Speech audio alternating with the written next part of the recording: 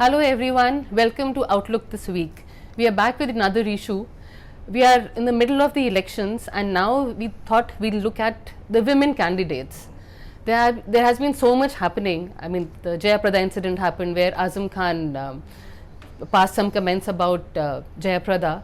Then we've had other incidents. There was a BJD candidate in Odisha, first timer who's contesting, a young girl whose morphed video has been circulating.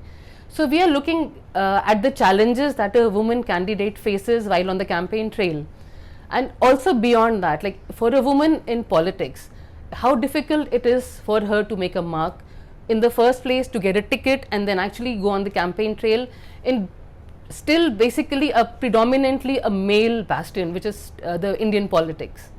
So our reporters, we accompanied the women candidates on the campaign trail, first hand saw the problems that they have, and so we've come out with this issue, Manhandled.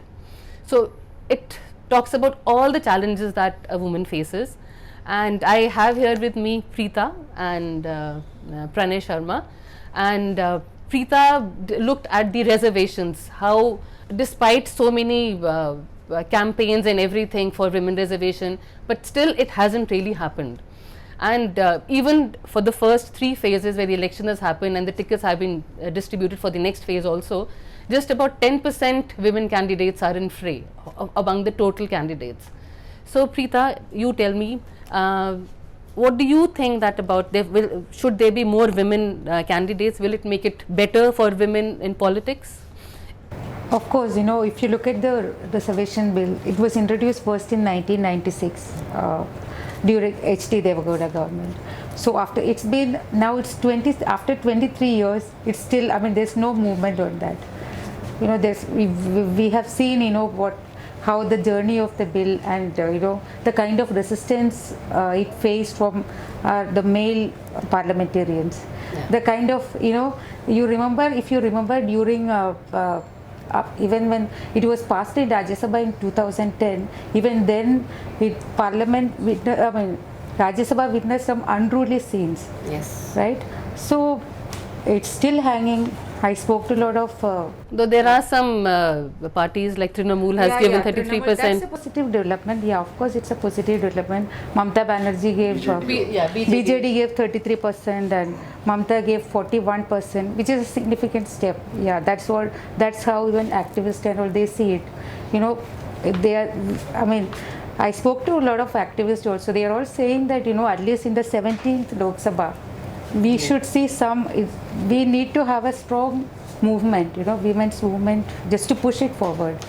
So we'll come to Pranay. Do you think that, why do you think men are trying to keep the women out of parliament? Are they scared? Are they insecure? What is it that is... See, what we see in parliament is just a reflection of what we see in the society at large. Because if you see, the moment a woman is trying to participate in a important discussion, once in a while she is allowed to have a say, that too very reluctantly. But when it comes to decision making, most of the time, perhaps she'll be heard, but the decision is left to men. Irrespective of the age, even a mother is overruled by the son, many times. Yeah. Maybe not very rudely at times, they have different ways of doing it, but it's a son's view which will prevail, even if the husband is not there. So I think, what we see in parliament is just a reflection of that, the male domination that we have and the mindset which exists. So as you mentioned, the 2 political parties, Trinamool Congress and the BJD, both have given significant number of women in their ranks, candidates. So I think if there is a kind of a competition among the various political parties, because on other issues they keep competing with each other. So this is one area I think where the competition will be really welcome. If they do that, and increase the number of women candidates. But all of these parties have been promising in their manifestos, for the last many years. Even BJP could have done it this time, because they had a huge majority. Because during Congress time, this was, there was resistance from the coalition partners. So this time it could have been passed very comfortably. See, in both the two major political parties, both Congress and in the BJP, you know, they will have to take the lead. I mean, a lot of smaller regional parties are doing it, but I think till The changes national really happens in these two, it'll be the progress on this front will be very slow. In fact, it's the patriarchy and the political will. That's what do you think, Bhavna? I spoke to lots of women candidates, and all of them, I mean, many of them have this story that even to get a ticket from the party, it's so difficult.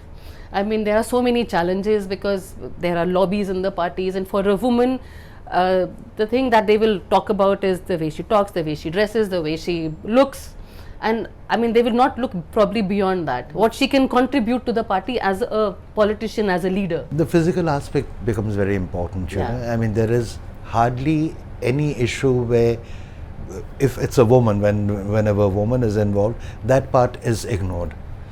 It often becomes, you know, in the main focus. Then later perhaps they will even among, if you look at successful women who have already made the mark, first thing what people would say that how she looks. Yeah.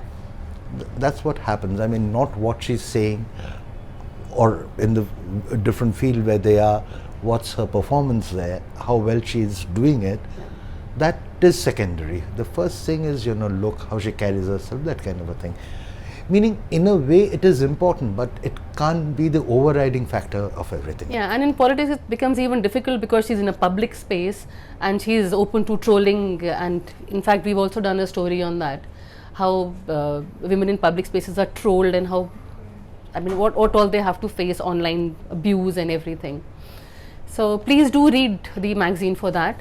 And also we have also looked at, Pranay has done a story on the terrorist attack on Sri Lanka on the Easter, and so probably he'll tell us what. Yes, it is interesting because whoever had followed Sri Lanka earlier, and most of the Indians would have, because it is our neighbor, it has gone through long spells of violence. I mean, there have been decades of violence, particularly when the Tamil Tigers had launched this bloody campaign for a separate Tamil Eelam there. But after years it came to an end in 2009 when the Sri Lankan army successfully managed to defeat them, eliminate most of the fighters, and people thought that chapter is over. So after 10 years this came as a huge shock.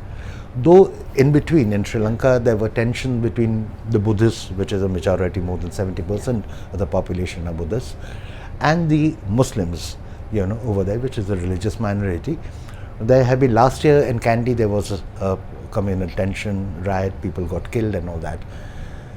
But for the Christians, they have remained outside. Usually there have not been any attack on Christians. So this was a big surprise. Not only this, the scale at which it was carried out, this happened, but also the fact that the community which was targeted, most people thought they were not part of this, you know, various fights that they've had. The Hindus have been attacked earlier, the Buddhists have been attacked, the Muslims have been attacked, but for one reason or the other, I mean, the Christians have not.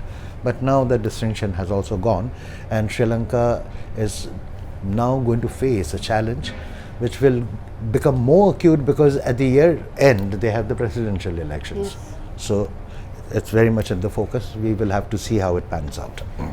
Yeah. So please do pick up this issue. It's on the stands now, and we'll be looking forward to your feedback on this, and keep reading. Thanks.